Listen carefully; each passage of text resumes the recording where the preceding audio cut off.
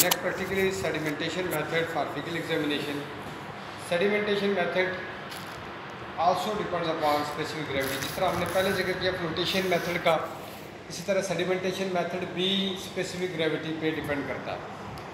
Sedimentation method में सिर्फ specific gravity का इस तरह रोल होगा कि जिस तरह फ्लोटेशन में स्पेसिफिक ग्रेविटी के साथ वो सिस्ट टॉप पर आ जाते थे और किसी भी बीकर या किसी भी टेस्ट ट्यूब वगैरह जिस तरह हमने पहले परफॉर्म किया टेस्ट ट्यूब या बीकर की टॉप से हम सैंपल लेते थे। सेडिमेंटेशन में इसका उल्टा है। सेडिमेंटेशन प्रोसेस में हमने सॉल्यूशन तो वही रखना है स्पेसिफिक ग्रेविटी के हिसाब से ही, लेकिन यहाँ पर हमने जो सॉल्यूशन होगा सेडिमेंटेशन सॉल्यूशन वो लाइटर होगा, उसकी स्पेसिफिक ग्रेविटी कम होगी ताकि हमारा जो एग्स हैं फीकल जो ओसिस हैं या लार्वी हैं जो भी है वो, ताकि उसकी बेस पे किसी भी जो बीकर है या कंटेनर है उसकी बेस पे हों। उसके जब बेस पे होंगे तो हम सुपरनेटेंट को डिस्कार्ड करके उसको आसानी से हम लेके उसको चेक कर सकते हैं। बेसिकली ये सेडिमेंटेशन और फ्लोटेशन मेथड की ज़रूरत इसलिए पेश आई कि कुछ पैरासाइटिक डिजीज़ थी जिनके जो कॉजेटिव एजेंट या जो एलिमेंट्स थे, एलिमेंथिक डिजीज़ थी जिससे नीमाटोड, ट्रीमाटोड, सिस्टोड वगैरह, ये लाइटर इन वेट थे और कुछ हैवियर इन वेट थे। जो हैवी थे उनके लिए हमें सेडिमेंटेशन टेस्ट की ज़रूरत पेश आई ताकि हमारे पास एक ऐसा सॉल्यूशन हो जो कन्फर्म उनको बेस पे बिठा दे, क्योंकि हैवी ने वैसे ही बैठना था तो उसके लिए हमने मज़ीद उसे एक लाइटर सा सॉल्यूशन दे दिया, वो एकदम उसमें सेडिमेंट हो गया और हमने सुपरनेटेंट को डिस्कार्ड करके अपने मकसद के जो हमारे पास ओसिस थे वो हमने निकाल दिए। अब जब फ्लोटेशन की बारी आई तो जो लाइटर इन वेट थे, जो पानी में भी लाइट थे, उनके लिए हमने फ्लोटेशन सॉल्यूशन लिए, हमने वो सॉल्यूशन फ्लोटेशन सॉल्यूशन में वो लिए जो हैवियर इन वेट थे, जिनकी स्पेसिफिक ग्रेविटी ज़्यादा थी। अब कुछ ऐसे एग्स भी थे जो वाटर की स्पेसिफिक ग्रेविटी पे भी, जिनकी स्पेसिफिक ग्रेविटी वाटर से भी कम थी, यानी कि 1 से भी कम थी और वो ऊपर फ्लोट करते थे। उनको जब हमने मज़ीद 1.2 या 1.3 स्पेसिफिक ग्रेविटी का एक सॉल्यूशन दे दिया तो वो मज़ीद ईज़िली ऊपर फ्लोट करेंगे और ईज़िली हमें सुपरनेटेड से डिस्कार्ड हो जाएंगे, सुपरनेटेड से हमें एक्वायर हो जाएंगे, हम उनको हासिल कर सकते हैं सुपरनेटेड से। तो ये प्रिंसिपल था। कल हमने फ्लोटेशन को बहुत अच्छी तरह पढ़ा, आज हमारा सेडिमेंटेशन का है। सेडिमेंटेशन का सेम ही प्रोसीजर है। सेडिमेंटेशन के लिए हमने उसी तरह जिस तरह कल हमने फ्लोटेशन के लिए पढ़ा था कि 5 ग्राम फीसिस लेना है हमने, 5 ग्राम फीकल सैंपल जो हमारे पास पड़ा अभी हम परफॉर्म भी करेंगे, 5 ग्राम फीकल सैंपल लेना है, उसको 250 ml टैप वाटर में हमने उसको डालना है। टेप वाटर जो हमारे पास मौजूद है हमने रखा हुआ है, टेप वाटर भी रखा हुआ है, फीकल सैंपल भी है, उसको 250 ml को हमने टेप वाटर में डालना है।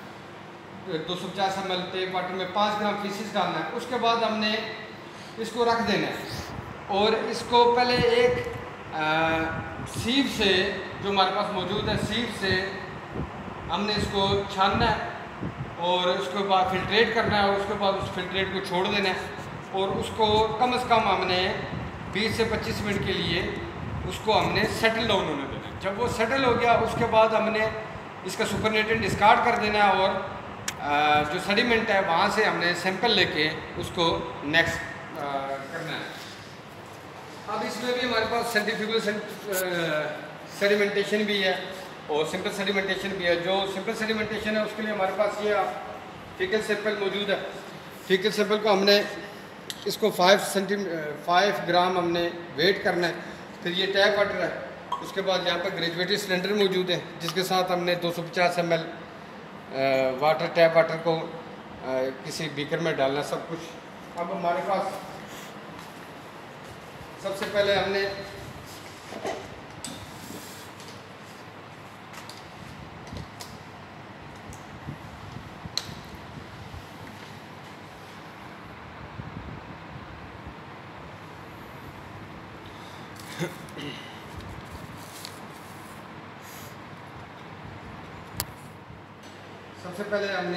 इसको वेट बैलेंस को हमने ऑन करके इसके ऊपर रख के इसको टेयर किया। टेयर करने के बाद हमने फिकल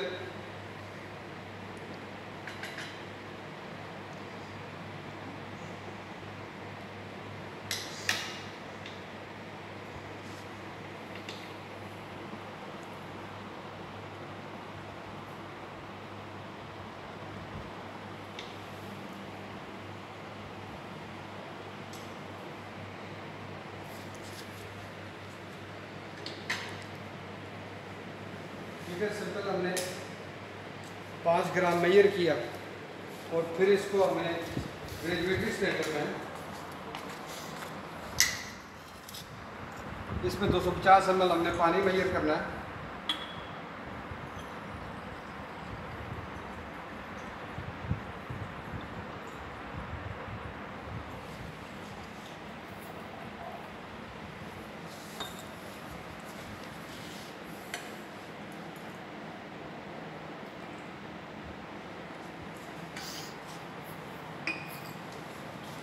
तो 250 ml पानी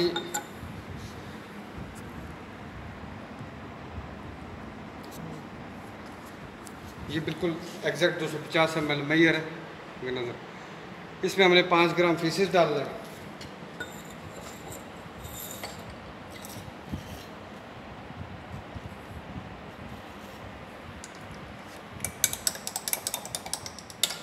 और इसको अच्छी तरह हिलाना है।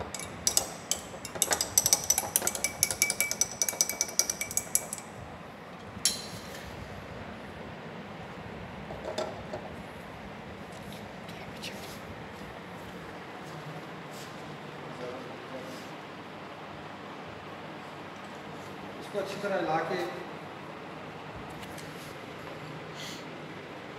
इसको एक बीकर में ये सीव की मदद से इस बीकर में इसको बस छान लेना है।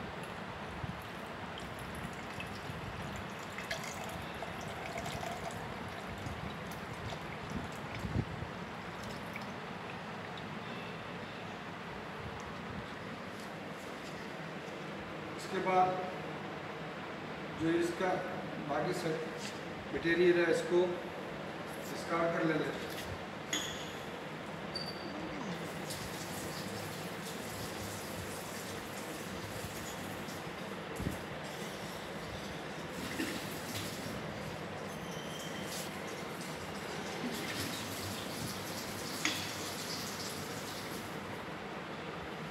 डिस्कार्ड करने के बाद इसको इस मटेरियल को हमने सेटल डाउन रखना है। इसको 25 से 30 मिनट के लिए इसको हमने बिल्कुल छोड़ देना है। 25 से 30 मिनट के बाद ये जब सेटल डाउन हो जाएगा उसके बाद हमने इसका सुपरनेटेड को डिस्कार्ड करना है और इसकी सेडिमेंट से हमने और बल्कि इसको हम एक इसमें ट्रांसफ़र कर देंगे सुपरनेटेड को डिस्कार्ड करके, फिर इसका सुपरनेटेड डिस्कार्ड करके इसके बिल्कुल तय से, ताकि बिल्कुल एग्जैक्ट हमारे पास जो भी वो सिस्ट वगैरह है जो सेडिमेंट में आ जाए वो हमारे पास आ जाए। तो उसमें जो हैवियर वेट होंगे वो नीचे टैप वाटर की क्योंकि 1 होती है स्पेसिफिक ग्रेविटी और वो नीचे सेटल डाउन हो जाएंगे और वो हमें इजीली वहाँ से मिल जाएंगे इंशाल्लाह। ये अब इसको ये आधा घंटा हमने इसको रखा। इसके बाद हमने इसका सुपरनेटेड को डिस्कार्ड करना है और उसके बाद इसको हमने सुपरनेटेड को बहुत तरीके से डिस्कार्ड करना है। पहले आराम से आप इसको निकाल दें किसी भी बीकर में और उसके बाद आप इसको पिपेट से निकालेंगे। सुपरनेटेड को डिस्कार्ड करने के बाद हमने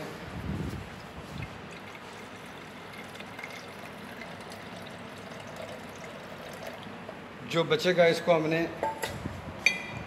इसमें डालना है।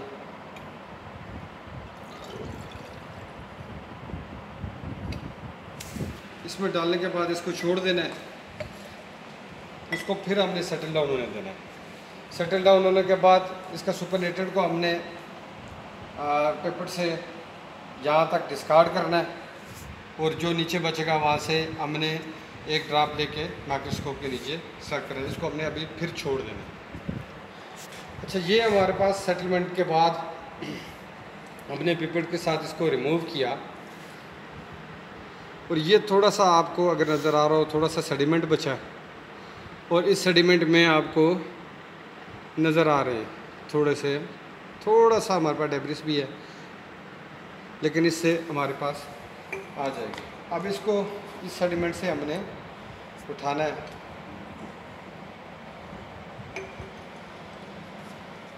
अब डायरेक्ट उससे भी उठा सकते हैं, सबसे बेहतर तो वही है। यहाँ से हमने स्लाइड को लिया,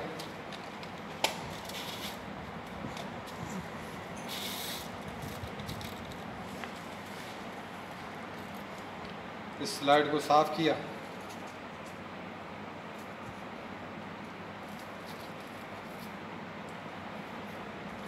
अच्छी तरह साफ़ करने के बाद स्लाइड को इसमें हमने एक ड्रॉप,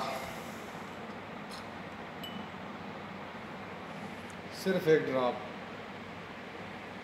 डाला, और उसके बाद हमने इसमें कवर स्लिप को रख दिया। ये कवर स्लिप है, इसको हमने इसमें रख दिया। जब हमारे पास माइक्रोस्कोप में देखने के लिए बिल्कुल रेडी है।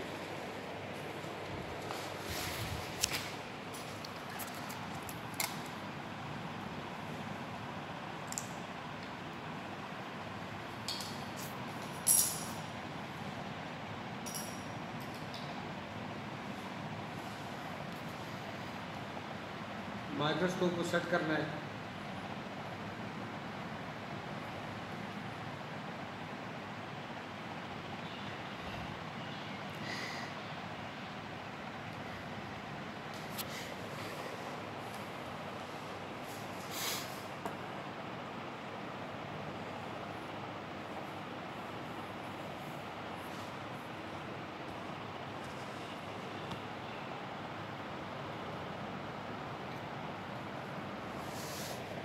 कुछ एक्सिस में पड़े हुए हैं, ये टूटे हुए हैं।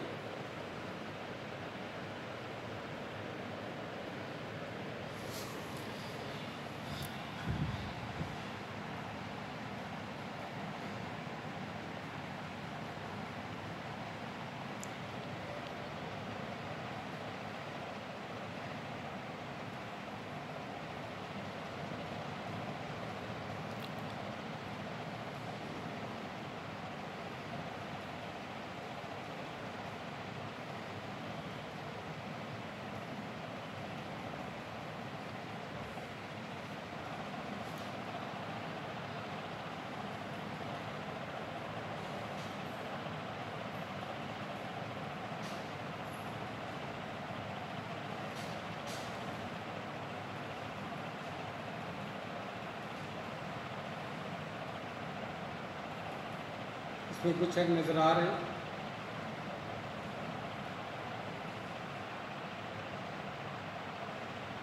इसमें कुछ एक नज़र आ रहे हैं, लेकिन इस जगह से नज़र तो नहीं आएंगे। हम कोशिश करते हैं कि तस्वीरें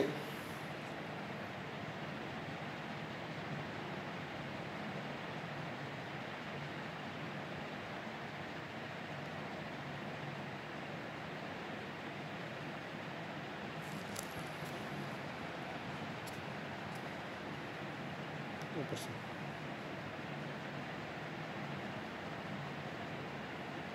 अगर आप नज़र आ रहे हैं, ये हम पिक्चर के थ्रू आपको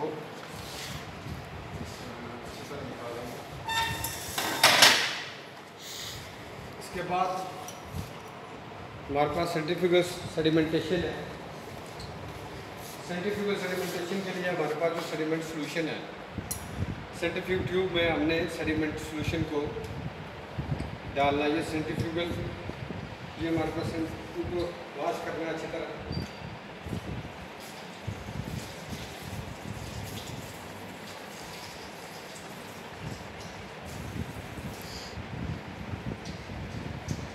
वॉश करने के बाद इनमें सॉल्यूशन डालना है जो हमारे पास मौजूद है, और जो सटल सॉल्यूशन मौजूद है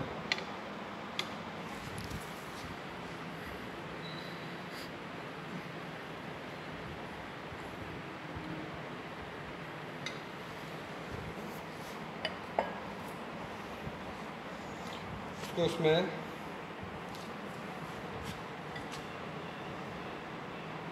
5 cc डालना।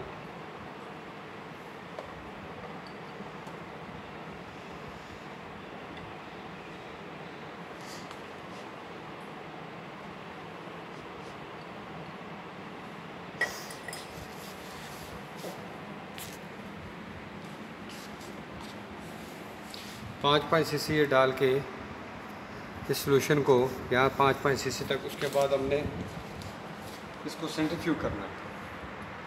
सेम प्रोसेस जो सेंट्रीफ्यूगल फ्लोटेशन के लिए हमने प्रोसेस यूज़ किया था, उसी तरह हमने सेंट्रीफ्यूज मशीन में इसको सेंट्रीफ्यूज करना है। सॉल्यूशन को 5 मिनट के लिए 1500 से 2000 RPM पे इसको सेंट्रीफ्यूज करेंगे।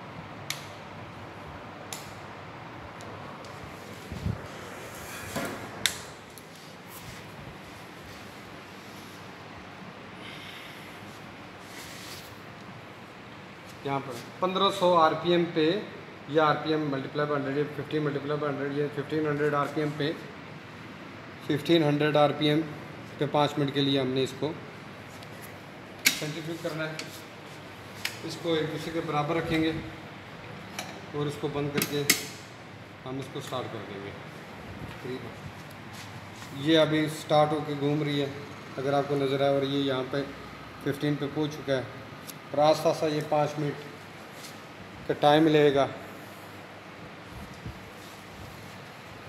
इस दौरान हम जो सेडिमेंटेशन में जो हमारे पास अगर कोई भी एग्स आते हैं तो उसे हमने देखना होगा कि कौन कौन से एग्स हैं जो हैवियर, हमारे पास बहुत सारे एग्स हैं।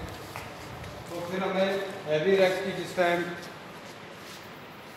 शेप आएगी, फिर हमने उसको कंसल्ट करना है अपने इन एग्स के साथ। और आपके पास एग्स की एक पूरी पड़ी होगी, एक डायग्रामेटिक एक बुक होगी, उनके साथ कंसल्ट करें। उसके बाद अपने टीचर से आप इसको मुकम्मल कंफर्म करें। या आपको एग्स की तमाम हम दिखाएंगे कौन कौन से एग्स हो सकते हैं। तो टीनिया के एग अगर आप देखें, एब्रोनीमा, यहाँ से अगर आप शुरू करें, ये एब्रोनीमा, और ये फिर टीनिया के एग्स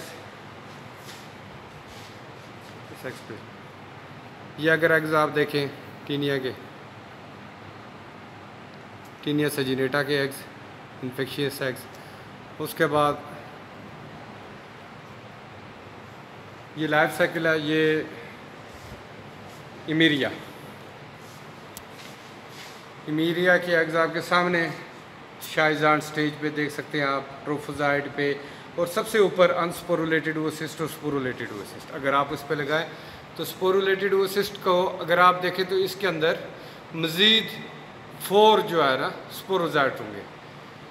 तो ये आपको इस डिफ्रेंशिएशन में बहुत आसानी होगी कि ये स्पोरुलेटेड है या अनस्पोरुलेटेड। जो अनस्पोरुलेटेड होगा उसमें स्पोरोजाइट्स की अलग डिवीजन नहीं होगी, बल्कि सिंपल उसमें एक पूरा एक आपको पैक सा नज़र आएगा। जबकि स्पोरुलेटेड ओसिस्ट में स्पोरोजाइट अलग होंगे, और वो स्पोरोजाइट 8 स्पोरोजाइट होते हैं इमीरिया टेनेला में, और वो बाद में स्पोरोजाइट निकलते हैं। यहाँ से अगर आप देखें स्पोरोजाइट, यहाँ से फिर वो ट्रोफोजाइट बन रहे हैं, फिर शाइजाइट बन रहे हैं, फिर मीरोगोनी हो रही है। मीरोगोनी डिवीजन के बाद वो दोबारा ओसिस्ट मेल एंड फीमेल गैमेट्स की जब आपस में इन्फ्यूजन के बाद वो सिस्ट वापस आ गया, और फिर उसकी स्पोरुलेशन होगी। फेवरेबल अगर ह्यूमिडिटी और इन्वायरमेंटल हीट फेवरेबल और 27 डिग्री सेंटीग्रेड पे उसकी बहुत जल्दी स्पोरुलेशन हो जाती है 48 to 72 आवर्स के अंदर। फिर हमारे पास ये कुछ eggs of parasites of cattle हैं सामने। बोनोस्टोमम स्पीशीज़ के कैटल के एग्स हैं, फिर चेबर्शिया है, फिर यूरिट्रीमा स्पीशीज़ हैं, फिर इसोफोगस्टोमम, मुनीजिया, इमानके स्पीशीज़, शिस्टोसोमा, टैक्सोकारा, फिर ट्रैकोस्टांगेलस और ट्रैक्यूरिस, ये सारी स्पीशीज़ के हमारे पास एग्स मौजूद है। अगर इस तरह का कोई भी सैंपल आ जाता है तो हम इजीली उसको डायग्नोज कर सकते हैं ये कौन सा है। उसके बाद इक्वाइन के कुछ एग्स, अगर आपके पास इक्वाइन के सिंपल आते हैं तो हमारे पास इक्वाइंस का भी एक पूरा प्रोसीजर मौजूद है एग्स का। अगर आप सबसे यहाँ से देखें तो ये सबसे पहले थर्ड वार्म आपको नज़र आ रहे होंगे, third warm, intestinal third warm, stomach warm. उसके बाद पिन वार्म, इसका आपको एग नज़र आ रहा होगा ऊपर, पिन वार्म के नीचे ये, और पिन वार्म से ऊपर आपको स्ट्रांगिलाइड्स की नज़र आ रहे हैं। फिर फैमिली स्ट्रांगिलाइडी की आपके पास एग, राउंड वार्म, उसके बाद stomach worm, hair worm, tape worm, lung worm, intestinal worm, pin worm. इसके बाद अगर आप आगे आएँ तो शीप्स एंड गोट्स के वर्म्स आपके सामने, डिक्रोसोलियम क्या है, फिर डायपिलिडियम, फैशुला, जाइजेंटिका, शिस्टोसोमा, निम्बाटोडायरस। आप इनकी एग्स की शेप को देख सकते हैं, फैशुला, हेपेटिका के स्ट्रांगिलाइड्स, ट्रैकोस्ट्रांगिलस और ट्रैक्यूरियस, शीप एंड गोट में। उसके बाद डॉग्स में अगर आप आए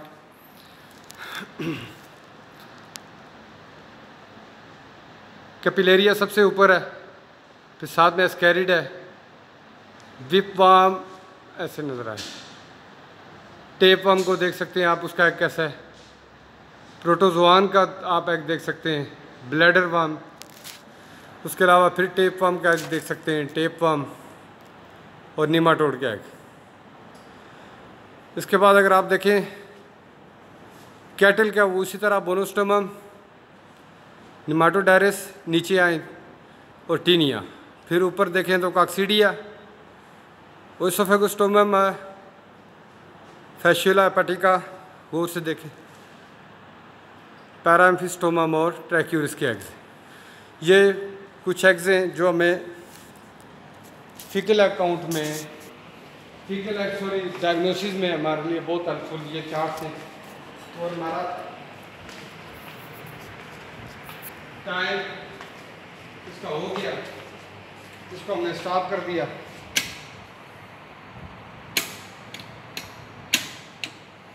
और इसको निकालना है।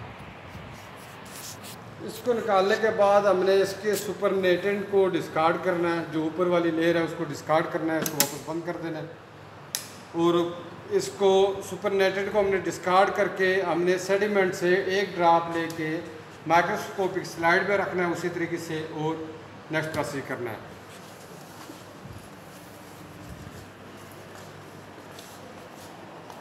सुपरनेटेंट को डिस्कार्ड करने के बहुत से तरीके हैं, लेकिन ऐसी सूरत में सबसे बेस्ट तरीका आपके पास, इसको आपने सक करके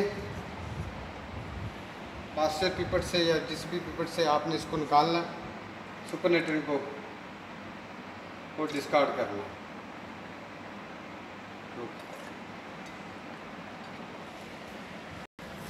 अच्छा, ये हमारे पास जो सुपरनेटेंट को डिस्कार्ड करके हमारे पास जो सेडिमेंट बचा है, यहाँ इस सेडिमेंट से हमने एक ड्रॉप लेना है और उसको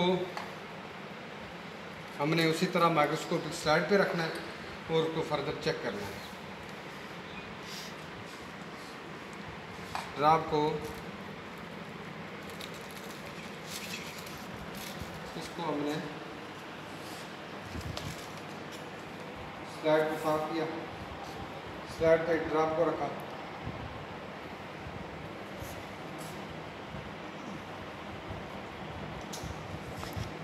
उस पर कवर स्लिप को रखा और इसको दोबारा मिलाया।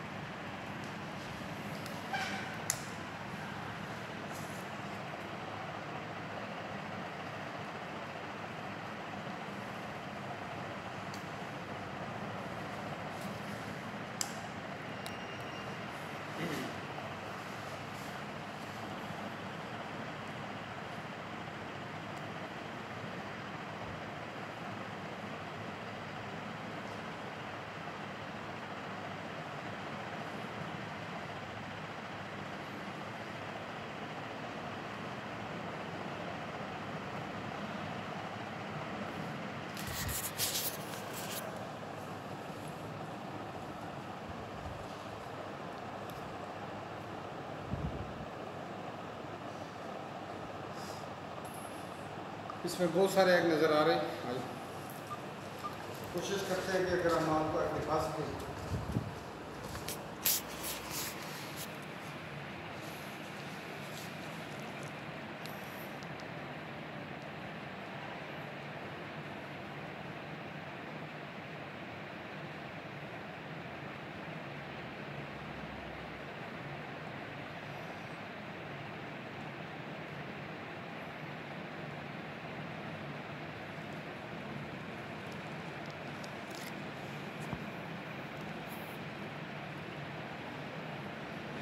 रखो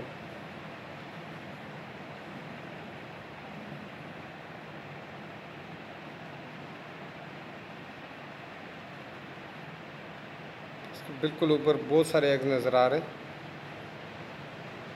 अगर इसकी हम आपको पिक्चर्स बहुत क्लियर इसमें एग नज़र आ रहे हैं, टेप वन के एग नज़र आ रहे हैं। और वो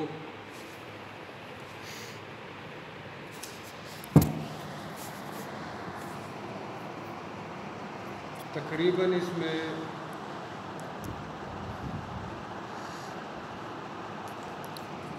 एक ही जगह पे 10 से 12 एग्ज़ हमें नज़र आ रहे हैं। तो इसकी हम इंशाल्लाह कोशिश करेंगे तस्वीर बना के आपको सेंड करें। तो ये हमारे पास faecal egg count sedimentation process था, जिसमें हमने सेडिमेंट से यहाँ से और यहाँ से एग उठाए और बहुत अच्छा रिज़ल्ट आया। इसको हम सेव रखते हैं। इसको नेक्स्ट अगर हम काउंटिंग में इसको इस यहीं से सैंपल लेंगे। ये तो हमारे पास है। इससे पहले फीकल एग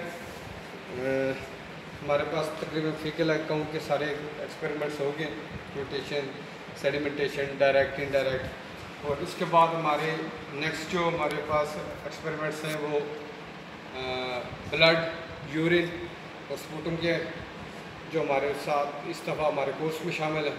तो नेक्स्ट हम ब्लड की तरफ चलते हैं, ब्लड एग्जामिनेशन करके उसके बाद यूरिन और स्पूटम भी करते हैं।